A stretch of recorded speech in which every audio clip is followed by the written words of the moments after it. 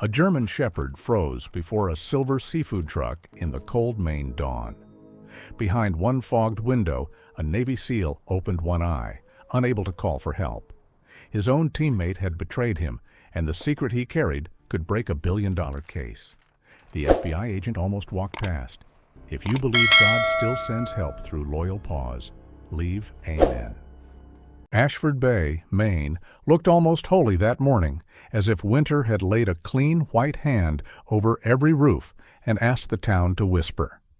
The bay shone silver beneath a pale sun, fishing boats rocked gently against their ropes, and the bell of St. Bridget's Church sent a low, steady note across the snow-dusted street.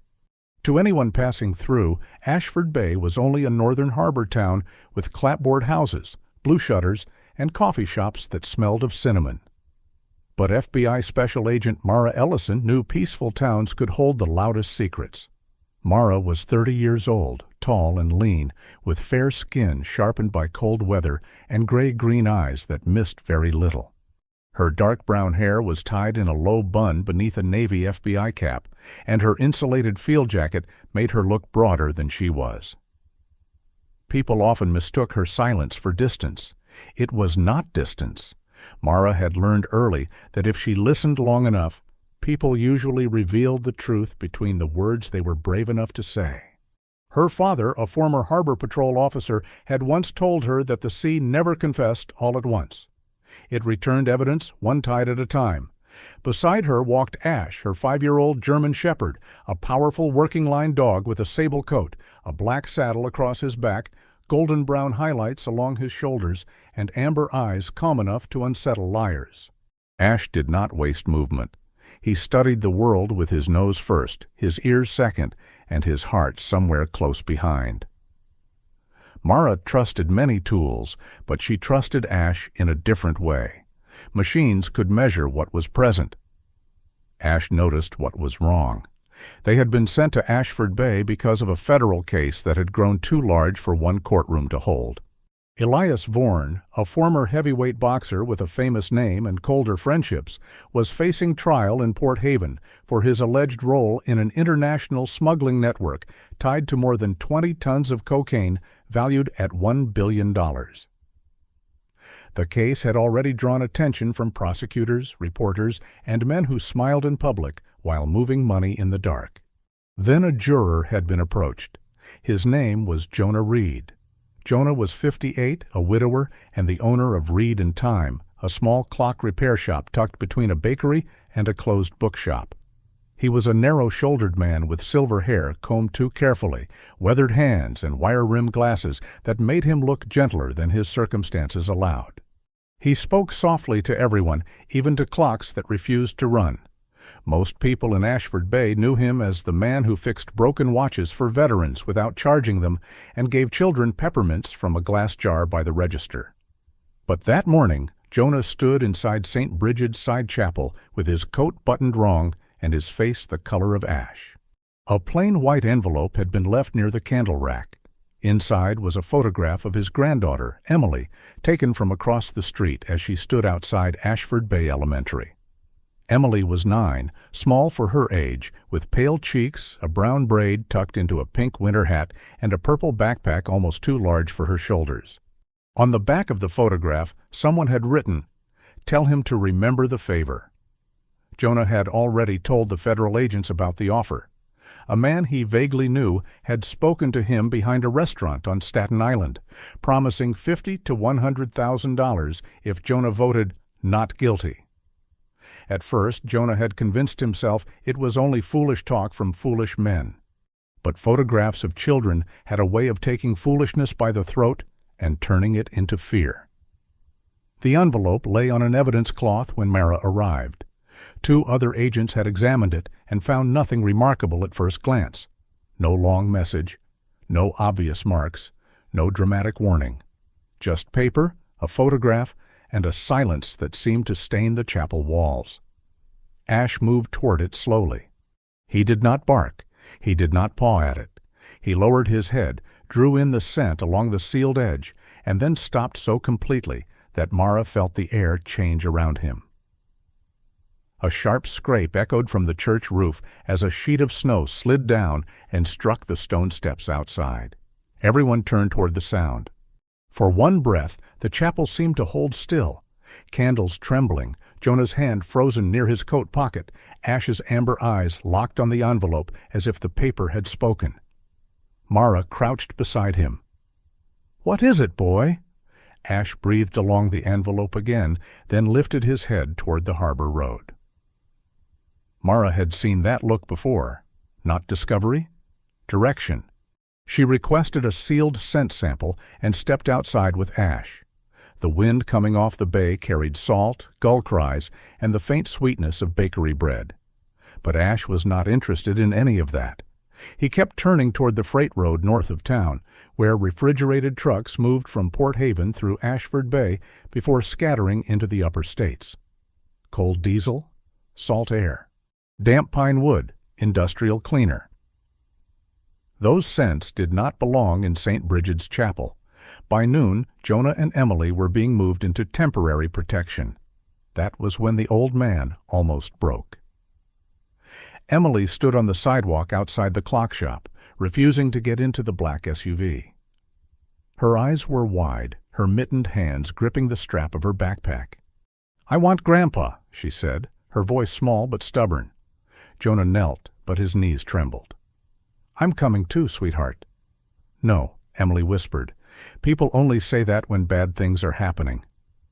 Mara started to speak, then stopped. Ash had already stepped forward.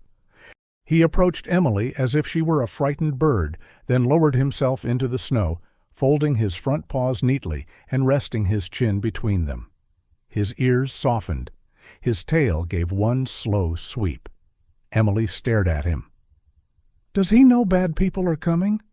Mara's throat tightened in a way she had not expected. "He knows when good people are scared." Emily touched Ash's ear. The dog did not move. After a long moment, she stepped closer to him, then allowed Mara to guide her toward the SUV.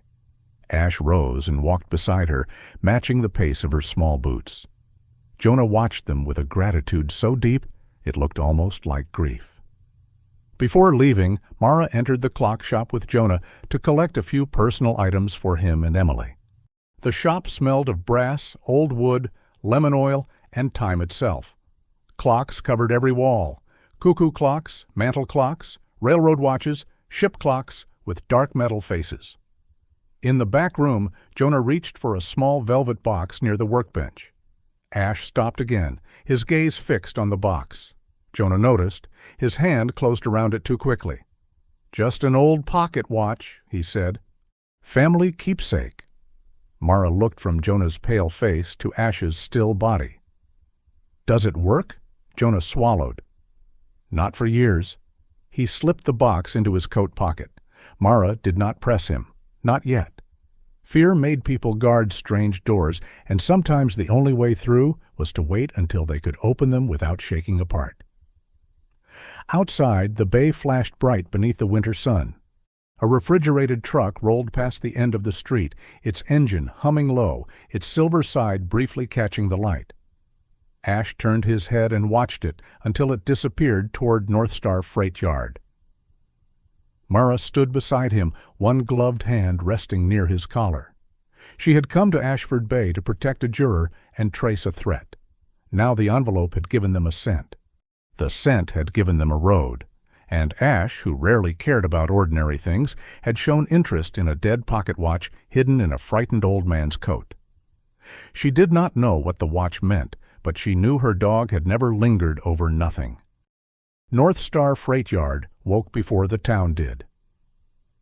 By 5:30, the eastern edge of Ashford Bay was still blue with cold, and the rows of refrigerated trucks sat beneath tall lamps like silver animals waiting to be released. Their engines hummed low, breathing white vapor into the winter air. Beyond the chain-link fence, the harbor moved in slow darkness, carrying the smell of salt, diesel, frozen rope, and fish packed for markets far north.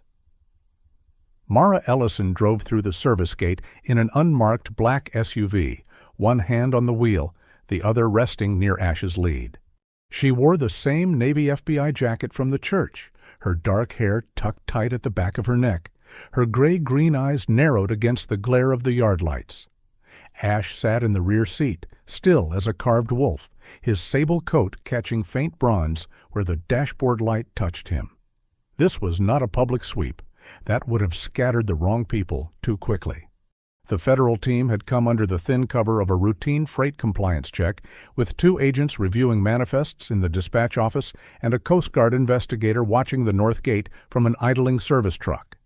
The company name on the paperwork was Blue Lantern Catering, a pleasant name for a line of trucks that moved seafood, frozen meals, and, if Mara's suspicion was right, things that did not belong in any invoice. The white envelope from St. Bridget's had carried the scent of this place: cold diesel, sea salt, damp pine packing boards, and the sharp bite of industrial cleaner. Ash had found the road. Now Mara had to see where it led. The yard supervisor, Harlan Pike, met her outside the dispatch office with a clipboard clutched against his chest. He was a heavy-set man in his early 60s with a red, weathered face, a gray beard trimmed close to his jaw, and the careful politeness of someone who had spent a lifetime keeping bosses pleased and workers moving. His orange safety vest hung open over a thick flannel shirt. "Agent Ellison," he said, trying not to look at Ash too long. "We were told this would be quiet." "It will be," Mara said. "Show my people the records. I'll walk the line with my dog." Harlan nodded too quickly. "Trucks 4 through 11 are Blue Lantern. Most are outbound by 6. Then we will not waste the morning." Ash stepped down from the SUV and paused, nose lifted. He listened with his whole body. Mara watched him sort the world: fuel, salt, rubber, old snow, men's boots, fish crates, metal latches, fear buried under coffee breath. The first truck did not interest him, nor did the second. At the third, he sniffed the rear seal, then moved on. He was not searching for trouble in a dramatic way. He was reading a prayer written in scent. Far from the yard, though Mara did not know it yet, Ethan Vale was fighting to stay inside his own mind. Ethan was 34, broad-shouldered and lean from years of hard training, with short, dark blonde hair, a rough beard along his jaw, and the kind of face that looked calm only because it had learned to hide pain well. He was a Navy SEAL assigned to a federal joint task force, working under deep cover to follow container routes tied to Elias Vorn's case. For 6 days he had slept in fragments, eaten from vending machines, and trusted one man too long. That man was Lucas Dane. Lucas was 36, compact and strong, with black hair cut close, tired hazel eyes, and a scar under his chin from an old training accident he never liked to discuss. Lucas had once been the kind of teammate who checked another man's gear twice without being asked. But pressure can bend even good timber. His mother's treatment was being quietly paid through a charity tied to the network, and his younger brother had been filmed carrying a package he did not understand. Lucas had been offered money, yes, but fear did the heavier lifting. He slipped a sedative into Ethan's water after a long night of surveillance, then looked away when Ethan's knees weakened. The truck they chose was meant to leave before sunrise. Lucas changed the vehicle at the last minute, telling the handlers the silver refrigerated seafood truck had a cleaner route and less attention on its plates. It also had something the first truck did not: a small inspection window on the side, built so workers could check temperature and cargo without opening the rear door. It was a poor excuse for mercy, but it was the only one Lucas had dared to leave. Ethan lay inside the cold cargo space, wrists bound, body heavy from the sedative, cheek against a rough packing mat that smelled of brine and old wood. He could not call out. His tongue felt thick, his thoughts moving like lanterns seen through fog. But he could see a pale square of glass above him, clouded with frost. A sudden clang split the yard, metal against metal, sharp as a church bell dropped onto stone. Ash froze mid-step, his ears lifted. The engines kept humming, men kept moving, but the dog's body became a statue facing the fourth truck, where a silver side panel glimmered beneath a skin of frozen mist. Mara stopped breathing for half a second. She had seen Ash ignore loud noises before. This was not alarm. This was recognition. "What do you have?" she whispered. Ash walked to the side of the truck and sat, not pawing, not growling, just sitting, eyes locked on a small rectangular inspection window almost hidden behind vapor and road grime. Mara stepped close. Her gloved hand wiped a slow circle through the frost. At first, she saw only darkness. Then the darkness blinked. One human eye opened behind the glass. Mara's pulse struck once, hard. The man inside was lying on his side, his face pale beneath dirt and exhaustion, one temple bruised, his mouth moving without sound. His gaze found hers with desperate focus, not panic, not surrender. A trained man trying to survive. Mara did not shout. That instinct came and went like lightning. Cameras watched the yard. Men watched the trucks. If she broke the door open here, the network would scatter, and whoever had placed him there might decide quickly that a living witness was too dangerous to keep. She touched 2 fingers to her radio. "Silent hold. Possible live recovery in Blue Lantern Unit 4. Keep gates soft closed. No visible movement." Her backup answered once. "Copy." Mara checked the man's breathing through the glass. Faint, but present. She marked the undercarriage with a small tracker while pretending to inspect a mud flap, then moved away before anyone saw too much. Ash resisted for 1 heartbeat, staring at the window. Mara touched his collar. "I know," she breathed. "We are not leaving him." Truck 4 rolled out at 5:58. Mara followed from 3 vehicles back, keeping the SUV steady through the freight road and out toward the old cannery district. Ash stood with his front paws braced against the rear floor mat, eyes fixed on the silver truck ahead. The rescue team shadowed from the far road. No sirens. No flashing lights. Just a quiet net tightening through blue winter dawn.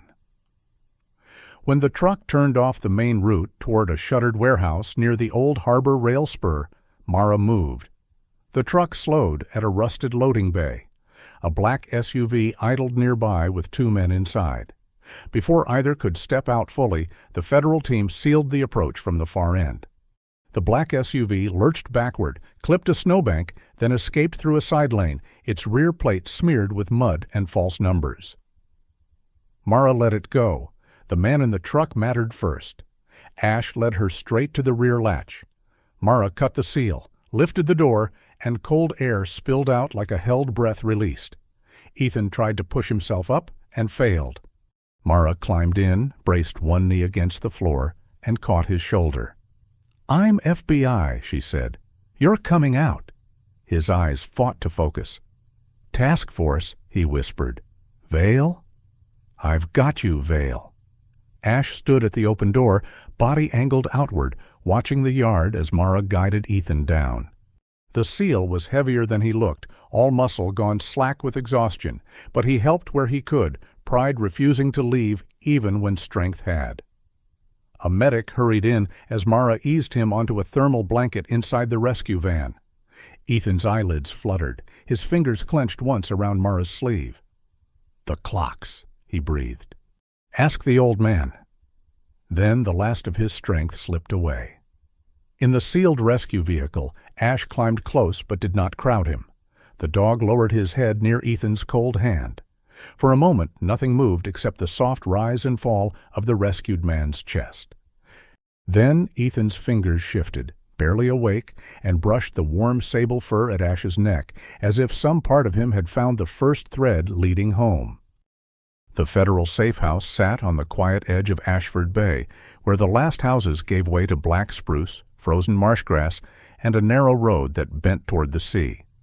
It looked like an ordinary northern cottage from the outside, white siding, green shutters, smoke curling from a metal chimney, and a porch half buried under clean snow. But inside, every window had reinforced glass, every door had a camera above it, and every friendly object seemed to have been chosen by someone who understood fear. Soft lamps, thick blankets, a kettle on the stove, a stack of old magazines no one would read. Ethan Vale was placed in the downstairs bedroom, the one farthest from the road. Doctor. Maeve Kincaid arrived before sunrise, carrying a black medical bag and wearing a wool coat too thin for Maine weather. She was in her late 40s, tall and narrow, with copper-red hair twisted into a loose knot and pale skin marked by tiny freckles across the bridge of her nose. Her manner was brisk but kind, the kind of kindness that did not waste words. She had spent years treating federal witnesses, undercover officers, and people who woke up not knowing which room was safe. After examining Ethan, she stepped into the hall where Mara waited with Ash at her side. He was sedated, Maeve said quietly. Likely for several hours.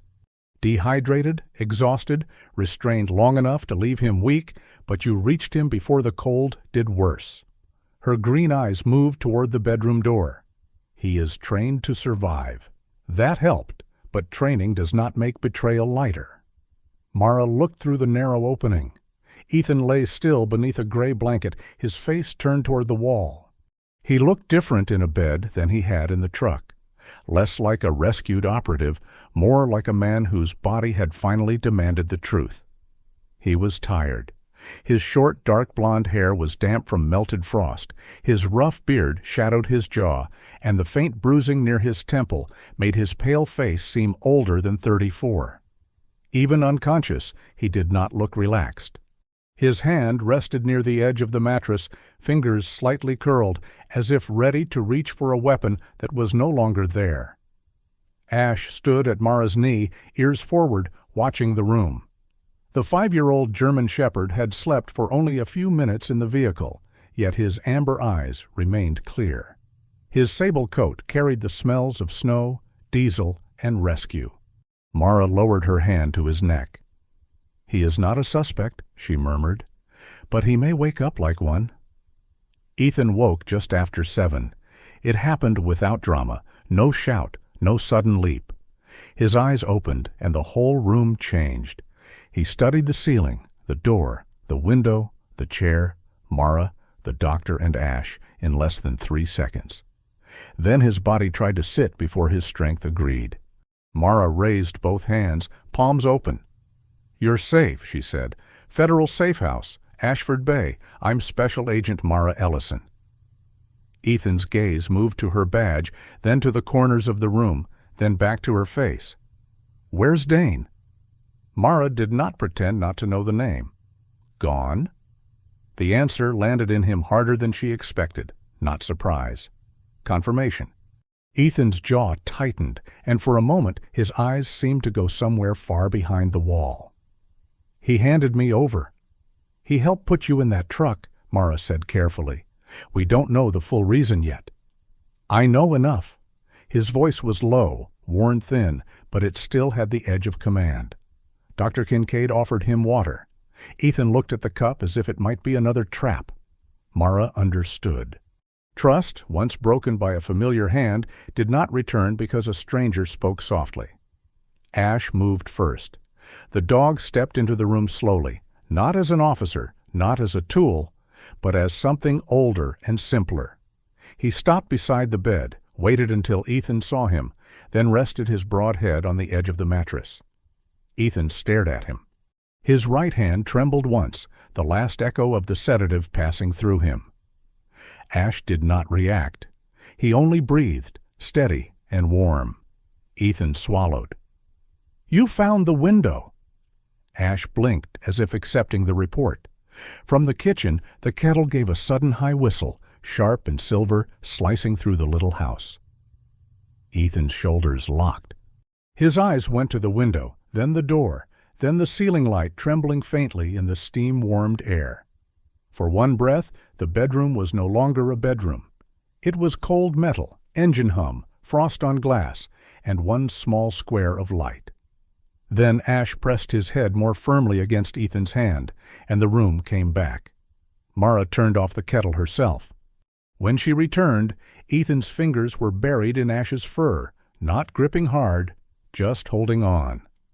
Dr. Kincaid gave Mara a small nod and left them with the kind of privacy that felt like mercy. Mara pulled the chair closer, but did not sit too near. You said the clocks before you passed out. Ethan closed his eyes briefly. I was hoping I didn't. Why? Because I don't know enough to explain it. Start where you can.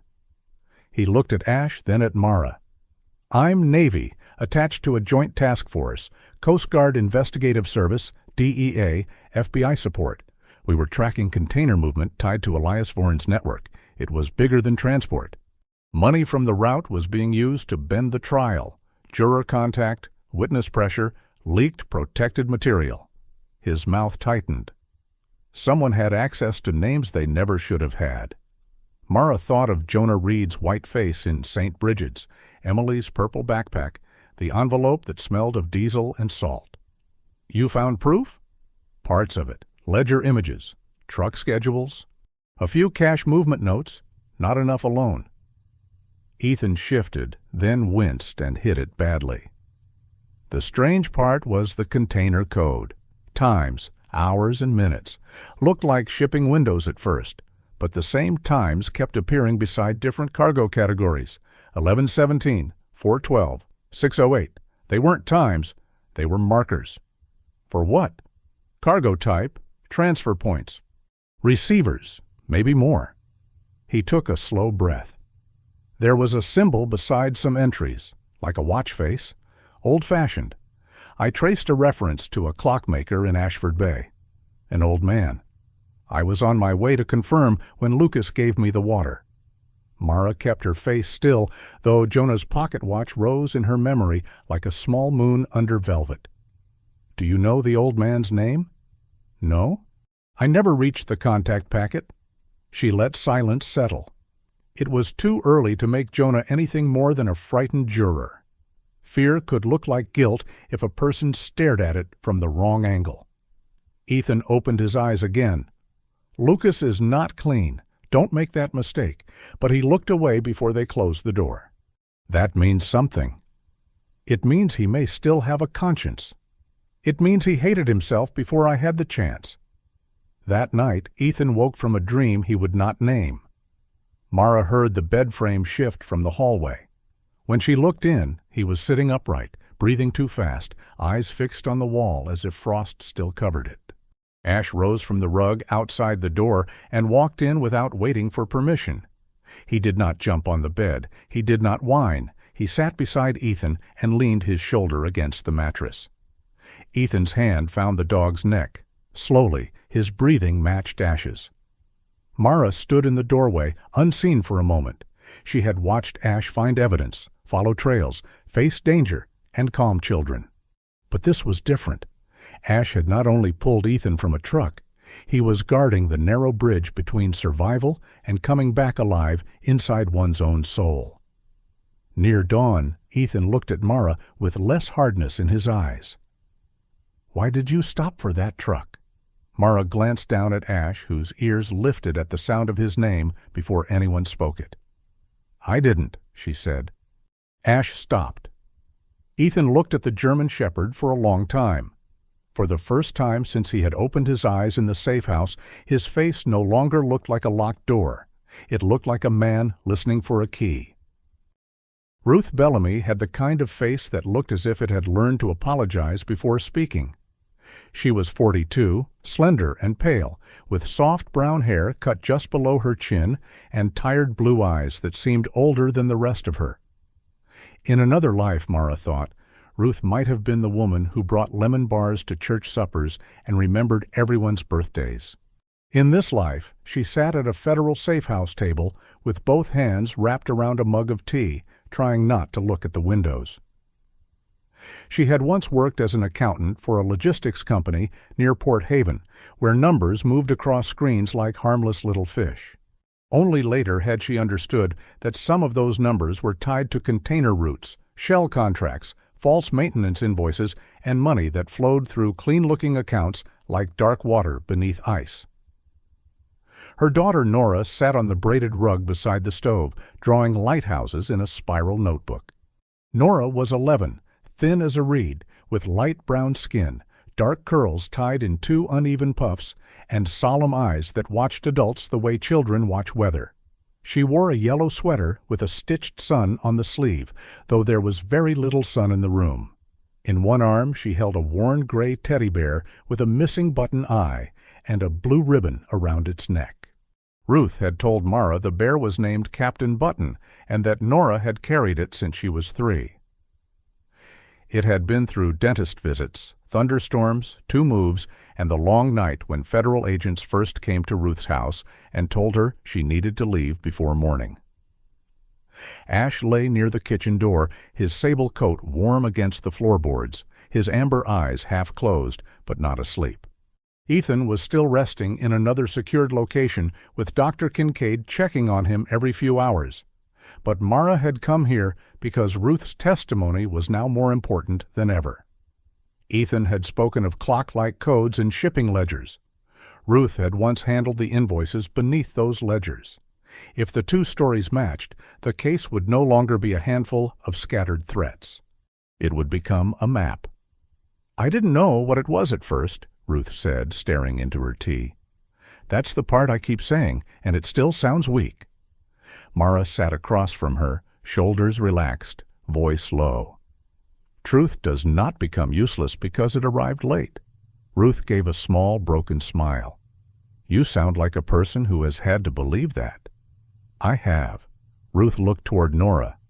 "They called them cold chain adjustments, container timing corrections, harbor maintenance premiums. Everything had a name that sounded boring enough to survive an audit." She pressed her thumb against the mug handle until her knuckle whitened. "Then I started seeing the same time marks beside different cargo files, 1117, 412, 608. They looked like schedule notes, but they weren't. They meant something else." Before Mara could answer, Ash lifted his head. It was a small movement, but Mara noticed. Ash's ears shifted toward Nora. The girl was humming under her breath, coloring the beam of a lighthouse yellow. The teddy bear rested against her knee. Ash rose slowly. Nora looked up. "Is he coming to see Captain Button?" "Maybe," Mara said, watching the dog carefully. Ash did not approach like a search animal. He moved like a guest in a child's room. 1 step, a pause, another step. His nose lowered toward the bear, then stopped. He inhaled once along the blue ribbon, once near the stitched seam under the bear's left arm. Then he did something that made Mara's spine tighten. He touched the bear with the side of his muzzle and gently pushed it away from Nora. Nora frowned. "He doesn't like him?" Mara stood. "Ash likes you. That is why he moved it." A tiny chirp sounded from somewhere inside the room, so faint it might have been a cricket trapped beneath the floorboards. Ruth's teacup clicked against the table. Nora froze, one crayon still lifted in her hand. Ash stepped between the girl and the teddy bear, his body still, his eyes fixed on the soft gray toy lying face down on the rug. Mara put on gloves and crouched. "Nora, sweetheart, come stand by your mother." Ruth's chair scraped back. She gathered Nora against her side, one hand pressed over the child's curls. "What is it?" "I don't know yet." Mara examined the bear without tearing it open in front of Nora. The stitching under the arm was newer than the rest, tighter, done with dark thread that did not match the faded gray fabric. She carried it to the counter, used a small tool from her field kit, and opened the seam. Inside, beneath cotton stuffing, was a device no larger than a shirt button, dull black with a sleeping indicator that flashed once every several seconds. Ruth made a sound that was not a word. Nora whispered, "Was Captain Button bad?" "No," Mara said at once. She turned so the child could see her face. "Captain Button was yours. Someone bad used him without asking." Ruth sank into the chair as if her bones had turned to paper. "It was in my house," she said. "Before we left. It had to be. They put that in her bear before we ever came here." "That is why the first electronic sweep missed it," Mara said. "It was likely dormant." Ash caught the heated plastic and metal scent when it woke. Ruth covered her mouth with both hands. Her eyes filled, but she did not cry loudly. She looked like a woman trying not to frighten her child while fear climbed up the walls around her. "I can't do this. I can't testify. They put something in my daughter's toy." Mara did not answer too quickly. Some words, if rushed, became cruel by accident. She looked at Nora, who had moved closer to Ash. The German shepherd had lowered himself again, his head near the girl's shoes, his body making a quiet wall between her and the bear on the counter. "There are truths," Mara said softly, "that do not ask you to be brave forever. Sometimes they only ask you to be brave for one day. Then another person can carry the next piece." Ruth looked at her. "And if I break? Then we pause. We do not throw you away." Nora knelt beside Ash and began drawing again, this time on a fresh page. Her small hand moved carefully, tongue pressed against her lip, in concentration. When she finished, she held up a picture of Ash standing beside a lighthouse. Under it, in crooked letters, she had written, "Good dog who knows." Ash sniffed the page and gave one slow wag of his tail. Ruth watched them for a long time. Something in her face changed then. Not courage exactly, not yet, but the first fragile bone of it. She reached into her folder and pulled out several copied invoices, each marked with columns of numbers and time codes. "The watch symbol," she said. "I saw it beside some of these entries. I don't know who made the system. It was old before I ever touched it. At first it was used for legitimate cold storage schedules. Later, someone twisted it." Mara leaned over the files. There it was, small and easy to miss. A round mark beside 3 time entries, almost like the face of an old pocket watch. Later that afternoon, Jonah Reed arrived at the protected meeting site with a paper bag of blueberry muffins and 2 coloring books for Emily. He looked smaller than before, his gray coat buttoned to his throat, his silver hair flattened by his wool cap. He greeted Ruth politely, but when she mentioned the watch symbol in the ledgers, his fingers tightened around the paper bag for half a second. Not enough for an accusation, enough for Mara to remember. Ash remembered too. The dog stepped close to Jonah, sniffed the air near his coat, and lifted his nose toward the pocket where the velvet box rested. Jonah placed a trembling hand on Ash's head. "Good dog," he whispered. Ash allowed the touch, but did not look away from the pocket. By evening, Mara had 3 photographs spread across the safe house table. The white envelope sent to Jonah, the tracker hidden in Nora's teddy bear, and the silver refrigerated truck where Ethan had been found behind glass. Beside them lay Ruth's copied invoices with the little watch symbol circled in pencil. Ash rested under the table, but his amber eyes remained open. Mara stared at the pieces until they no longer looked separate. A juror, a witness, a seal, a child's toy, a clock mark. Somewhere beyond them, one hand was pulling all the strings tight enough to make innocent people afraid. And Ash, quiet as a guardian at the foot of an old temple, had felt the thread before anyone else could see it. Lake Mooseglass lay under a hard white morning, still as a sheet of frosted glass. The cabin sat half-hidden among black spruce and birch trees, its cedar walls dark with damp, its little porch sagging beneath old snow. Mara Ellison parked the SUV behind a stand of pines and stepped out with Ash at her side. The German shepherd moved low and quiet, his sable coat blending with the winter shadows, his amber eyes fixed on the cabin door. He had followed the scent from Ethan's bindings, the cold rubber of the escaped SUV's tire track, and a faint trace of the same industrial cleaner that had touched the white envelope, Nora's teddy bear, and the freight yard. The trail had not wandered. It had come straight here. Inside the cabin, Lucas Dane was waiting. He did not run. He did not reach for anything. He sat at a small wooden table beneath a yellow lamp, both hands flat in front of him, looking like a man who had spent days listening to his own conscience pace the floor. Lucas was 36, compact and strong, but exhaustion had hollowed him out. His black hair was rough from sleepless hands, his hazel eyes were red at the rims, and the old scar beneath his chin seemed sharper in the lamplight. He wore a gray thermal shirt, dark cargo pants, and boots still crusted with salt from the freight yard. A paper cup of untouched coffee sat beside him, cold enough to have given up its steam. "Mara Ellison," he said, his voice low. "FBI." "Lucas Dane," Mara replied. "You helped put Ethan Vale in that truck." Lucas closed his eyes once. "Yes?" Ash stood between them, not growling, not lunging, but he did not relax. His ears stayed forward, his body angled, as if he could feel the fracture inside the man before him. Lucas looked at the dog and gave a tired, almost broken smile. "He never liked me." "He noticed you," Mara said. "There is a difference." Lucas swallowed. "Then he noticed right." Mara did not sit. "Tell me why?" The words came slowly at first, then with the dull weight of stones dropped one by one into deep water. Lucas's mother had been in a private clinic outside Portland, her treatment quietly covered by a charitable fund that looked clean on paper and rotten underneath. His younger brother, a decent but careless young man, had once delivered a sealed package for someone he thought was a friend.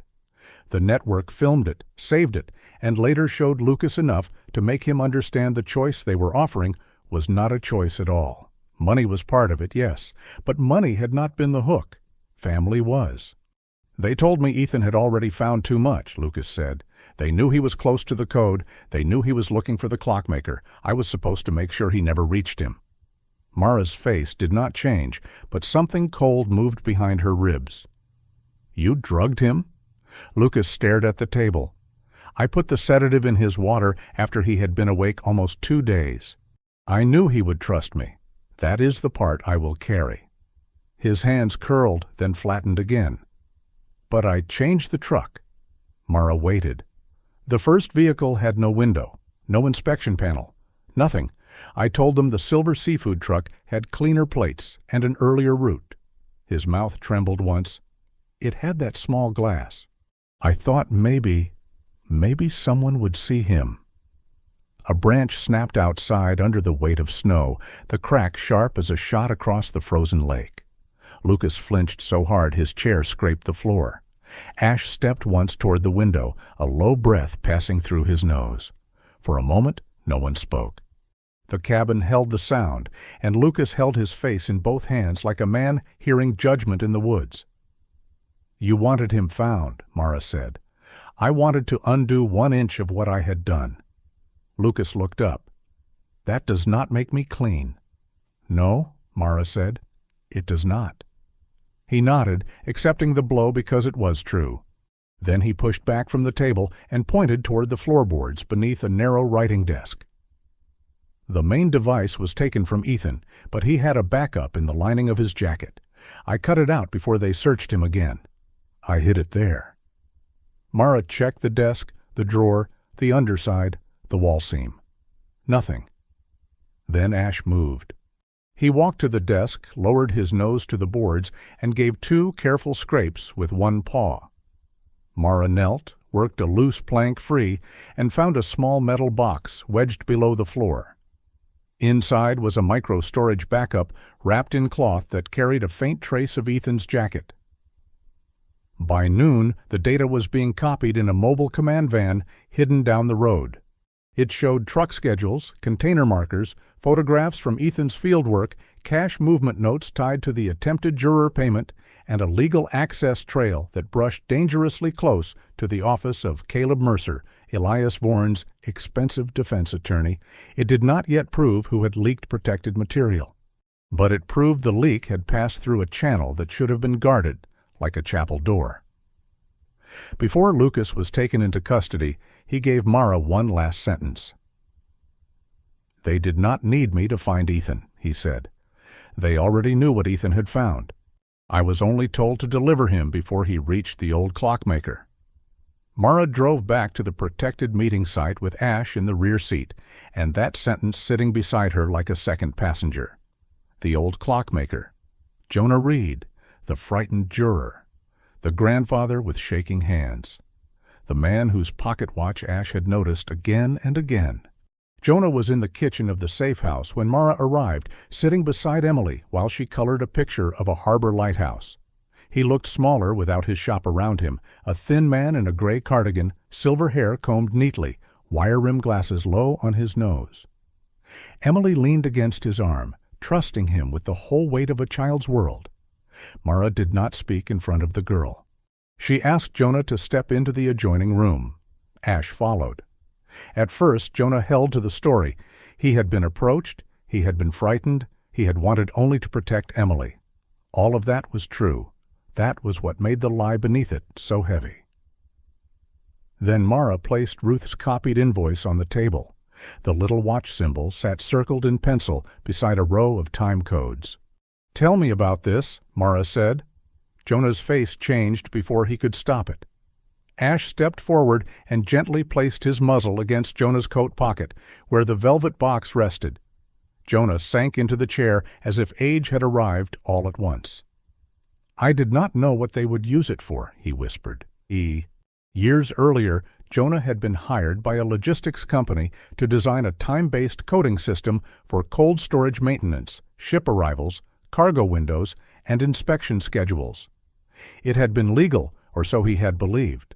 Hours and minutes became shorthand for routes, compartments, and priority holds. Later, after he saw the same code appear in places it should never have appeared, Jonah understood the system had been twisted into a hidden language for unlawful container movement. "I left," Jonah said. "I changed my life. I opened the clock shop. I kept one copy because I was afraid if I destroyed it, I would have nothing if they came back." "And when they did?" Mara asked softly. His eyes filled. "They did not only want my vote, they wanted the watch." With trembling fingers, Jonah opened the velvet box. Inside lay an old pocket watch, brass worn dull by years of handling. He pressed a hidden catch beneath the crown. The face lifted with a tiny click, revealing a micro SD card tucked beneath the dead hands. Ash sat beside him, still and solemn, his amber eyes not accusing, only witnessing. Jonah looked at Mara through tears he had held back for too many years. "I was not trying to hide the truth because I was evil," he said. "I was hiding because I was afraid." Mara looked at the small card under the watch face. Ethan had been stopped before reaching Jonah. Lucas had been ordered to deliver him. The bribery, the witness threats, the leaked files, the truck, the teddy bear, the envelope, all of it had been circling this one frightened old man and the timepiece in his pocket. The watch had not been keeping time. It had been keeping the map. By late spring, Ashford Bay no longer looked like a town holding its breath. The last gray ribs of ice had pulled away from the docks, the roofs had shed their white burdens, and the bay had turned a deeper blue, as if the water itself had decided to forgive winter. Along Harbor Street, flower boxes appeared beneath shop windows. Old men who had once stood in doorways with guarded eyes now argued kindly over coffee and fishing weather. Even the gulls seemed louder, though Mara Calder suspected gulls had never needed permission to sound important. Mara walked toward the federal building that morning with Ash at her side, the 5-year-old sable German shepherd moving with the steady pride of a creature who had never asked for praise and somehow deserved all of it. His black saddle shone under the pale sun, golden-brown highlights flickering along his shoulders whenever he passed through a stripe of light. His amber eyes remained watchful, not nervous, only wise in that strange animal way, like he had read the hearts of men and found them mostly confusing, but still worth guarding. Inside the building, the final reports were no longer scattered fragments. They had become a map. The memory card hidden in Jonah's old watch had helped the FBI decode the time system woven through the container records. Ethan's field notes had filled in the movement of trucks and cold storage stops. Ruth's careful financial copies had shown where the cash had traveled. Lucas had confirmed the moment Ethan was turned away from safety and sent into danger by people he once trusted. And Ash, faithful Ash, had led them to the first sealed truth behind fogged glass. Agent Daniel Price, a lean federal analyst in his early 40s with close-cut sandy hair, a trimmed beard, and tired blue eyes that made him look like he had spent too many nights reading lies in neat columns, laid the charts across a conference table. Daniel had a dry manner, but a gentle one. Years of tracing shell companies had made him suspicious of clean paperwork and overly polite men. "Over 20 tons," he said quietly, tapping one line with his pen. "Street value, near $1 billion. The shipping codes were not random. They were a clock." Across from him sat Assistant U.S. Attorney Claire Whitcomb, a tall woman in her 50s with silver-threaded black hair pinned into a low knot, warm brown skin, and a calm voice that could make a courtroom sit straighter without raising a syllable. She had lost a brother to organized crime years earlier, not in a dramatic public scene, but through a long chain of fear, debt, and silence. Since then, Claire had carried justice not like a sword, but like a lantern. "Then we show the jury the clock," she said, "and we show them who wound it." The old jury had been dismissed.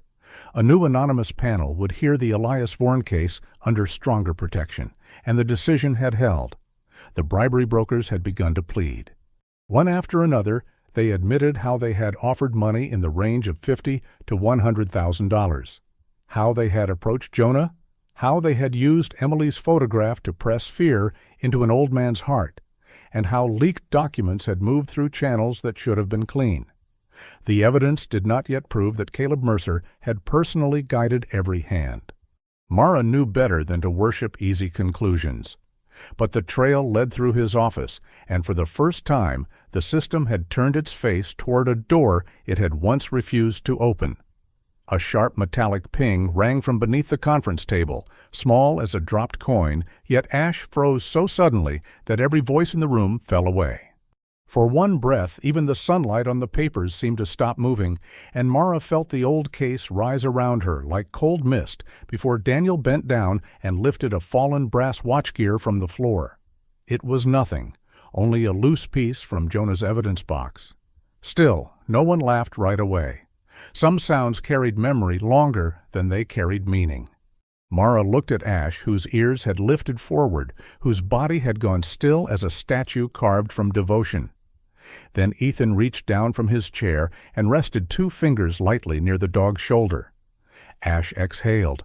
The room breathed again. Ethan Cole had come to the meeting in a navy jacket that sat loose on his still-recovering frame. He was 34, broad-shouldered, with dark blonde hair cut short but not perfectly, and a trimmed beard that had grown softer around his jaw during recovery.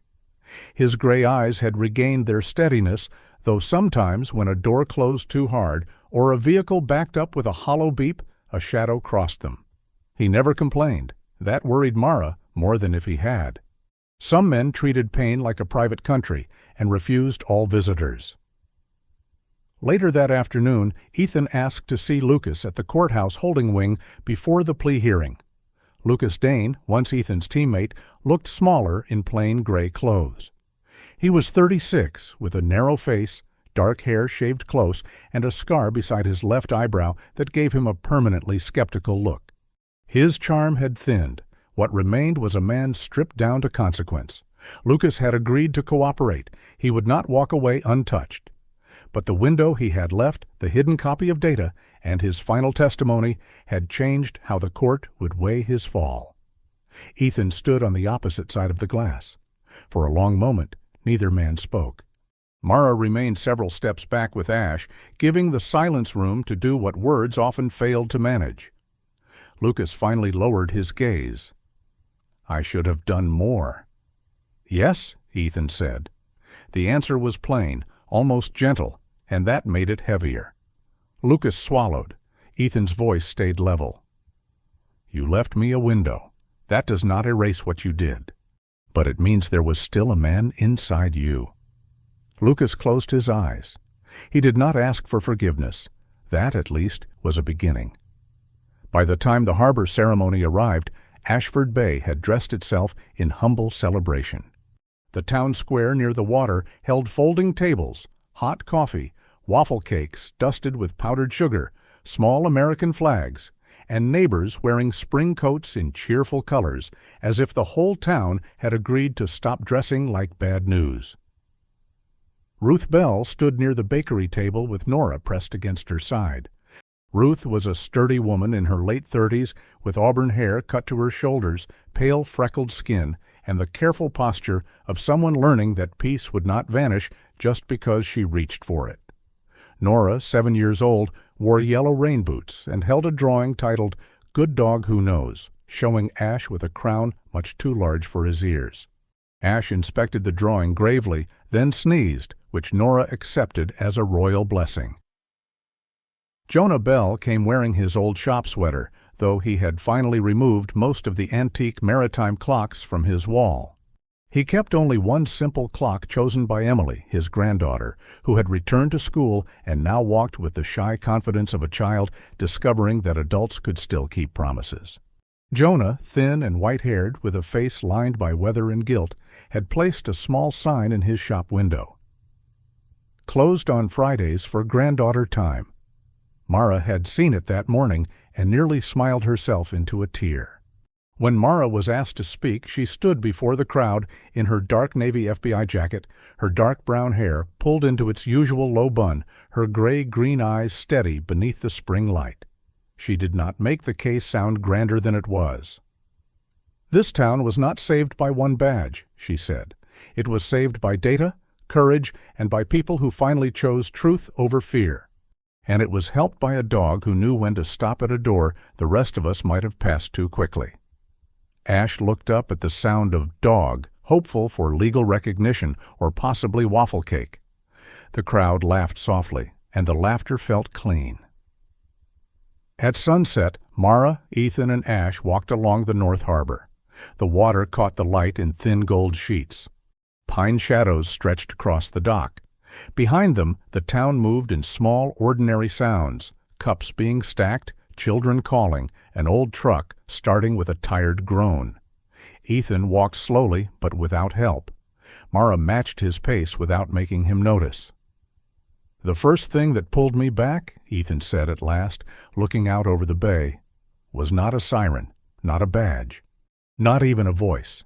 He looked down at Ash, who had walked ahead, and turned back, amber eyes glowing in the low sun. It was his eyes through that fogged glass. Mara rested her hand on Ash's head.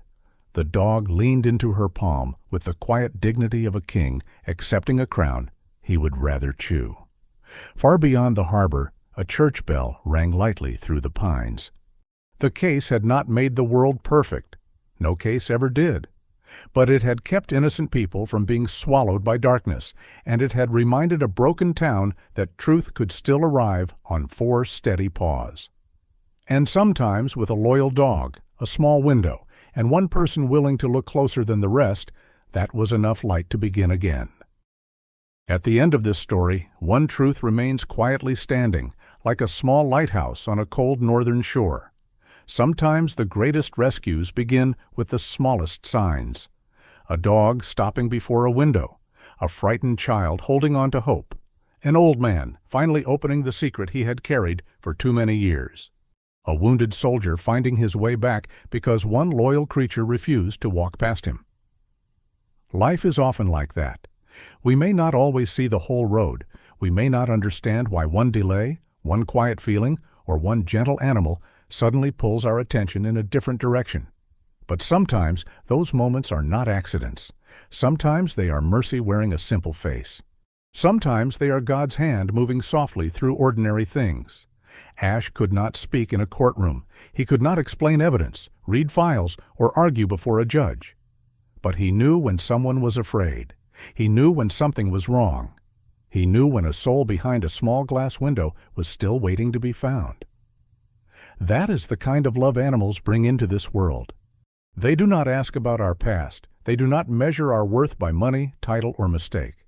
They simply stand beside us when the night feels too long. This story reminds us to listen more carefully, to care more deeply, and to never ignore the quiet cry of someone who may be suffering in silence. It reminds us that courage is not always loud.